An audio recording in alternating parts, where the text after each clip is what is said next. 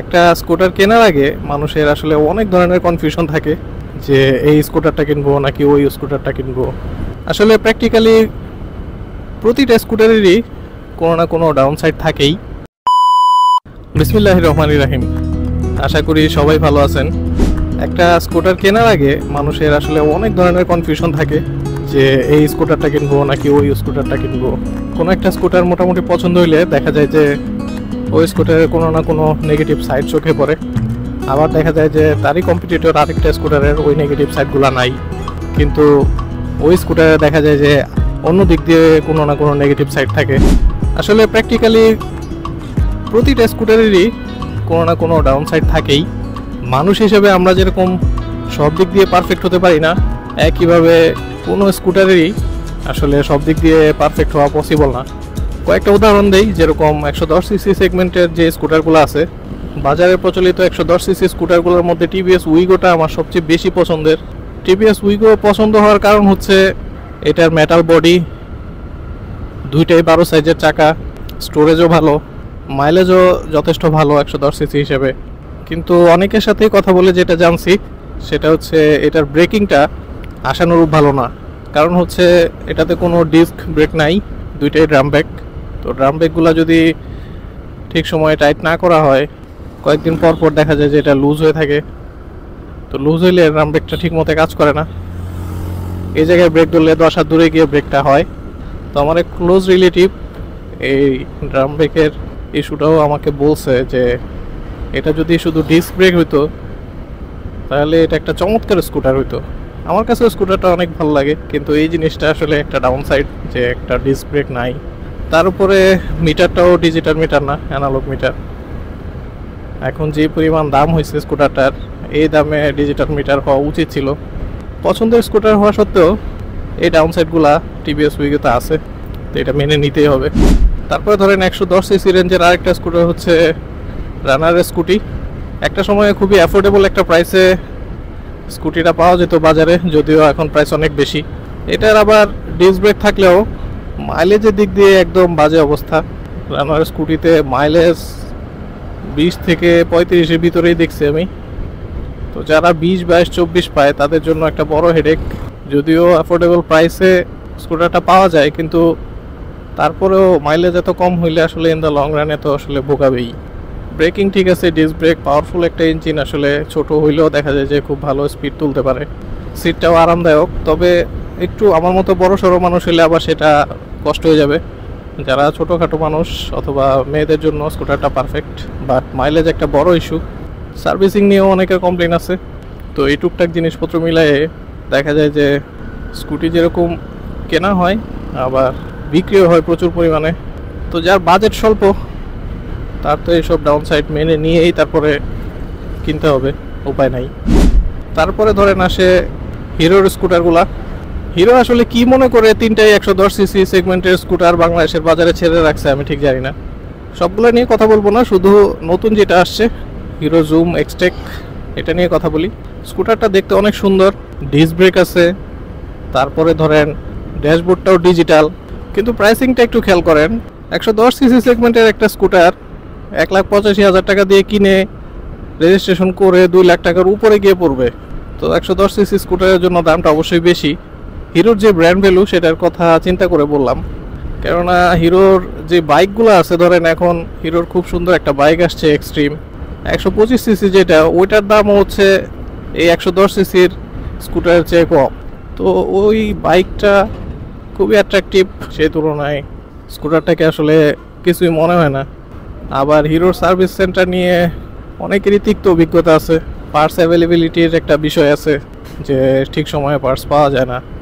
যদিও আমি ব্যবহার করি নাই, সবগুলাই শোনা কথা, হয়তো তারা ওভারকাম করছে জিনিসপত্রগুলো, আমি ঠিক জানি না।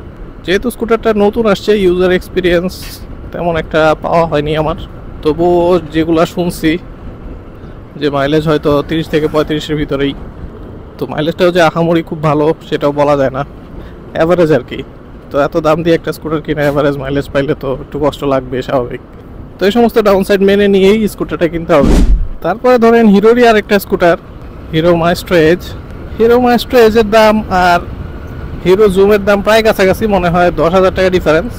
তো এই 10,000 টাকা ডিফারেন্সে হিরো মাইস্ট্রো এস থেকে হিরো জুম অনেক ভালো কিছু অফার করতেছে। তো আমি শুধুমাত্র 10,000 টাকার জন্য হিরো মাইস্ট্রো এস কেন নিব? আপনি যদি আমাকে জিজ্ঞেস করেন 10 বার যে আমি কি হিরো মাইস্ট্রো এসটা নিব না হিরো জুমটা নিব, আমার কাছে বাজেট স্বল্প, আমি বলবো ভাই 10,000 টাকা বাড়ায় নিয়ে 10 বারই আপনি হিরো জুম নেবেন। তো ওরা প্রায় কাছাকাছি দামের দুইটা 110 সিসি স্কুটার কেন বাজারে রাখছে আমি ঠিক জানি না। ওরা পারতো 110 সিসির যেহেতু দুইটা স্কুটার আছে অলরেডি, 125 সিসির হিরো জুমটা নিয়ে আসার জন্য। তো ইন ডেপথ মাইস্ট্রো এস নিয়ে আর কথা বললাম না। প্লেজার যেহেতু অনেক আগের স্কুটার, ওইটা খুবই বেসিক টাইপের একটা স্কুটার, একদম বেসিক সব জিনিসপত্র, কোনো কিছুই আহামরি ভালো না, সব কিছুই টুকটাক আছে আর কি।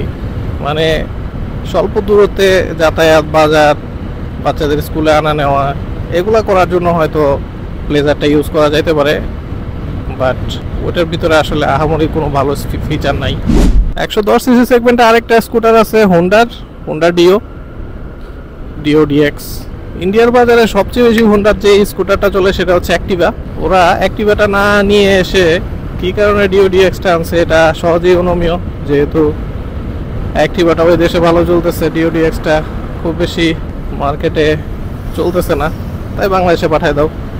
বেশিরভাগ কোম্পানিরই আসলে এটাই স্ট্র্যাটেজি, যেটা খুব বেশি চলে না তো ওই স্কুটারগুলাই তারা বাংলাদেশে পাঠায় দেয়, অথবা BS4 ভার্সন, ওদের যেহেতু BS6 ম্যান্ডেটরি রাস্তায় নামানোর জন্য, BS4 ভার্সনগুলো বাংলাদেশে পাঠায় দেয়। আর ওরা যে প্রাইস দিয়ে রাখছে হোন্ডা ডিওর, মানে ব্যাপারটা হচ্ছে আপনি নিলে নেন, না নিলে নাই, আমাদের স্কুটার বেচা নিয়ে এত মাথা ব্যথা নাই। হোন্ডার এই পলিসিটা আমার খুব ভালো লাগে না। অতও স্কুটারটা ফিচার ভালো, তারপরেও ডাউন সাইড বলতে প্রাইসিং একটা ব্যাপার, তারপরে ডিস্ক ব্রেক নাই, এটা একটা ব্যাপার, চাকা ছোট। ঠিক আছে, স্কুটারটা স্টাইলিশ এবং ডিজিটাল মিটার আছে, বাট কী কারণে প্রাইসটা এত হাই আমার ঠিক জানা নাই।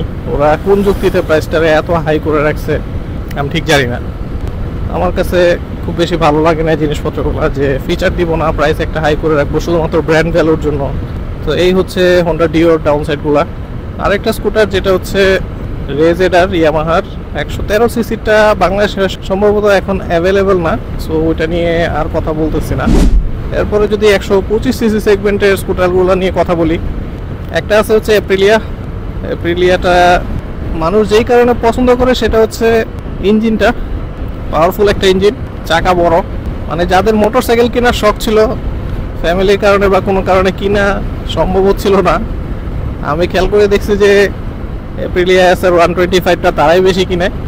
কিন্তু এটা ডাউন সাইড বলতে মাইলেজটা খুবই কম, আবার স্পিড মিটারটাও অ্যানালগ, রানারের সার্ভিস নিয়েও মানুষজন খুব একটা সন্তুষ্ট না। এদিক থেকে এপ্রিলিয়ার অনেকগুলোই ডাউন সাইড আছে। তারপরেও যাদের বাইক পছন্দ ছিল, কোনো কারণে কেনা পসিবল হয় নাই, অথবা যারা বড় চাকার ভালো স্পিড তুলতে পারে এরকম গাড়ি চান, তাদের জন্য এপ্রিলিয়া SR 125টা একটা ভালো স্কুটার।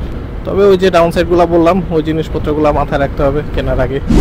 এরপরে তিনটা স্কুটারকে একসাথে কম্পেয়ার করা উচিত, সেটা হচ্ছে টিভিএসের অ্যান্টর্ক, সুজুকির অ্যাক্সেস 125 এবং ইয়ামাহার রেজেডার 125টা। তিনটার মধ্যে সবচেয়ে অ্যাট্রাকটিভ লুকের স্কুটার হচ্ছে টিভিএসের অ্যান্টর্ক। আমার কাছে লুকসটা ভালো লাগে, হয়তো অনেকের কাছে রেজেডারটা ভালো লাগে, অনেকের কাছে অ্যাক্সেসেরটা ভালো লাগে, এটা যার যার পছন্দ। বাট যদি আপনি বলেন আধুনিক ডিজাইন সমৃদ্ধ একটা স্কুটার, তাহলে অবশ্যই অ্যান্টর্ক। এদিক দিয়ে রেজেডারটা হচ্ছে মধ্যম টাইপের, আর সুজুকি অ্যাক্সেসটা হচ্ছে ক্লাসিক লুকের। তো যাদের ক্লাসিক লুক পছন্দ তাদের আবার অ্যাক্সেসটা ভালো লাগবে। আর অ্যাক্সেসের এখন সুন্দর সুন্দর কালার আসছে, কালারগুলা খুবই সুন্দর, বিউটিফুল। অ্যান্টর্কের কালার আগে লাল যেটা ছিল ওটাও সুন্দর ছিল, এরপরে নীল, হলুদ এগুলোও আসছে। আমার কাছে অ্যান্টর্ক সবসময় ভালো লাগে লুকসটার দিক থেকে অন্তত পক্ষে। রেজেডার আগে যেটা ছিল এখন ওইটাই আছে। বাজারে কিছু হাইব্রিড পাওয়া যায়, তবে হাইব্রিডগুলোর যে দাম, ওই দাম দিয়ে 150 সিসির একটা স্কুটার কিনাই ভালো, শুধু 125 সিসিতে আটকায় থেকে লাভ কি। এখন আসি ব্রেকিং নিয়ে। এক্সেসের ব্রেকিং নিয়ে অনেকেরই হেডেক আছে, ব্রেকটা ঠিক মতো ধরতে জানা লাগে, না হলে অনেকেই বলতেছে যে ব্রেকিংটা খুব বেশি ভালো না, অলদো আমার কাছে ব্রেকিংটা যথেষ্টই ভালো। অ্যান্টর্কের ব্রেকিং নিয়ে আসলে কাউকে খারাপ কোনো কিছু বলতে তেমন শুনি নাই, ব্রেকিং ভালো। তিনটা স্কুটারেরই ডিস্ক ব্রেক আছে সামনে, পেছনে ড্রাম ব্রেক, তো ডিস্ক ব্রেক থাকায় ব্রেকটা খুব ভালোই, তিনটা স্কুটারেরই ভালো। এর মধ্যে রেজেডারের ব্রেকটা সবচেয়ে ভালো, তারপরে এন্টর্ক হয়তো, তারপরে এক্সেস ওইভাবে, কিন্তু কোনোটাই খারাপ না আসলে, আমার কাছে তিনটাই ভালো। রেজেডারটা একটু বেশি ভালো হইতে পারে, ইয়ামাহার ব্রেকিং সবসময়ই ভালো। এরপরে আসে মিটারের কথা।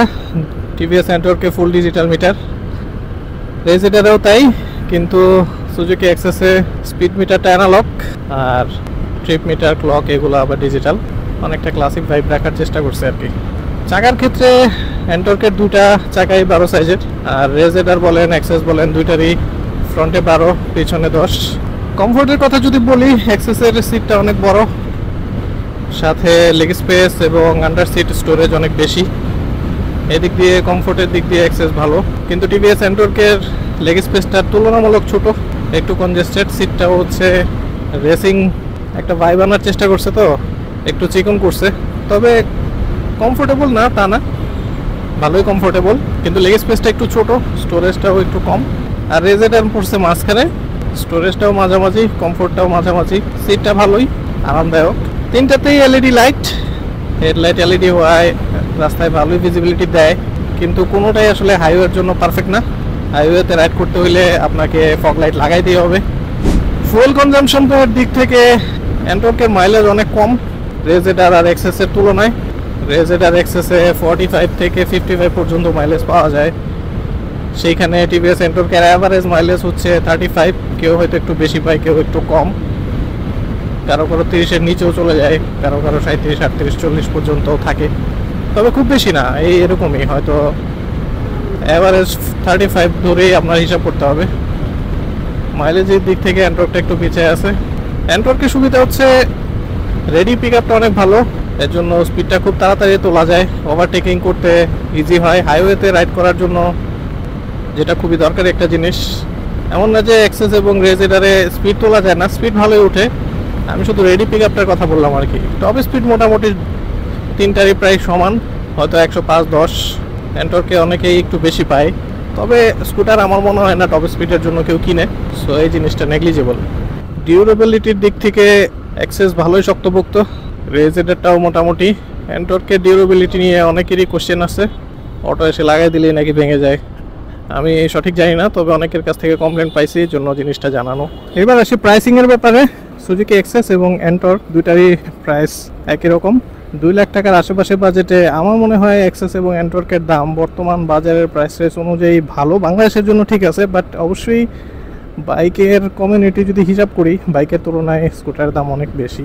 তবু যদি স্কুটার মার্কেট শুধুমাত্র চিন্তা করি তাহলে ঠিক আছে এক্সেস এবং এন্টর্কের দামটা, কিন্তু সেই তুলনায় রেজেডারের দাম অনেক বেশি, প্রায় 30-40 হাজার টাকা বেশি, কোনো কোনো ক্ষেত্রে প্রায় 50 হাজার টাকার উপরে বেশি। আর হাইব্রিডটা কিনলে প্রায় 70 হাজার টাকা বেশি, মানে ভ্যালু ফর মানি মনে হয় না আমার কাছে। ওই টাকা দিয়ে হয়তো 150 সিসির একটা স্কুটারই কেনা যায়, বা আরেকটু টাকা বাড়ায় 150 সিসির একটা স্কুটার কেনা যায়। তো শুধু 125 সিসি একটা স্কুটার 2,50,000 টাকার আশেপাশে দাম দিয়ে কেনার কোনো মানে আমি দেখি না। আর 150 সিসি সেগমেন্টে অফিসিয়ালি খুব কম স্কুটারই আছে। ইয়ামাহা তাও ভালো আনছে একটা এরক্সের যে দাম, ওই দাম দিয়ে যে স্কুটার কিনবে সে চাইলে আরেকটু টাকা বাড়ায় হোন্ডা এডিভি অথবা ভ্যারিও কিনতেই পারে।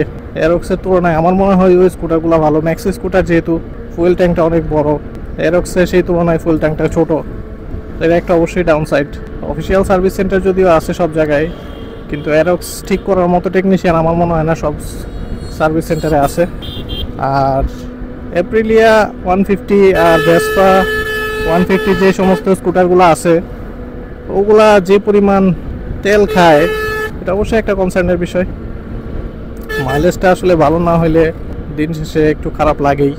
আর স্পেয়ার পার্টসেরও একটু স্বল্পতা আছে, সার্ভিস নিয়েও খুব একটা সন্তুষ্ট আমি দেখি না সবাইকে, তো এটাই অবশ্যই একটা ডাউন সাইড। তবে ভেসপা হচ্ছে ক্লাসিক জিনিস, যারা কিনে আসলে আবেগের কারণেই কিনে, আবেগটাকে প্রাধান্য দিয়ে কিনে। আর এপ্রিলিয়া SR 150 যেটা আছে, চাকা বড়, স্পিড অনেক তাড়াতাড়ি তোলা যায়, মোটামুটি মোটরসাইকেলই বলা চলে আমরা যেগুলা বাইক দেখি রাস্তায় সচরাচর। এপ্রিলিয়া 150 কেনার চেয়ে বাইক কেনাই বেটার, কারণ বাইকের সুবিধাই আমি যদি চাই, শুধুমাত্র গিয়ার চেঞ্জ করা লাগবে না, এই কারণে টাকা বাড়তি দিয়ে আমার 150 সিসির একটা স্কুটার কেনার কোনো মানে দেখি না আমি। ওই সমস্ত ফিচারওয়ালা বাইকের দাম এপ্রিলিয়া 150-র চেয়ে কম। এই তো মোটামুটি আমি ইন ডেপথে না গিয়ে প্রত্যেকটা সেগমেন্টের স্কুটারের ডাউন সাইডগুলো বলার চেষ্টা করছি। আসলে কোনো স্কুটারই তো আসলে মনের মতো হওয়া পসিবল না। হয়তো দেখা যায় যে ফিচার থাকলে দাম বেশি, আবার দাম কম থাকলে ফিচারের ঘাটতি থাকে।